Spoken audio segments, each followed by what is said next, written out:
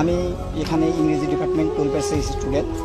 তো আমাদের এখানে যে ঝামেলাটা হয়েছে, এখানে অ্যাকচুয়ালি আমাদের কর্মসূচি ছিল অবস্থান কর্মসূচি। আমাদের উদ্দেশ্য ছিল আমরা মডার্নে গিয়ে অবস্থান করব, কিন্তু আমাদের যে এখানে ছাত্র সংগঠন আছে তারা আমাদের আগেতেই জানিয়ে দিয়েছিল যে অবস্থান, ছাত্রলীগ ছিল এখানে, তো ওরা আমাদের জানিয়ে দিছে যে এখানে হচ্ছে আপনাদের অবস্থান কর্মসূচি করা যাবে না, আপনারা হচ্ছে পদযাত্রা করেন।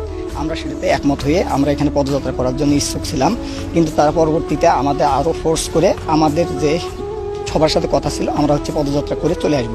কিন্তু আমাদের যখন ক্যাম্পাসের গেটে যখন চলে গেছে তখন ছাত্রলীগ সহ বাকি স্যাররা যারা আছে তারা আমাদের হচ্ছে বাধা প্রদান করছে। স্যাররা অ্যাকচুয়ালি যখন সামনে আছে তখন পিছন থেকে এবং তাদের যারা তৃতীয় পক্ষ ছিল তারা স্যারের উপর আক্রমণ করে সেই দায় আমাদের সাধারণ শিক্ষার্থীদের উপর চাপানোর চেষ্টা করছে।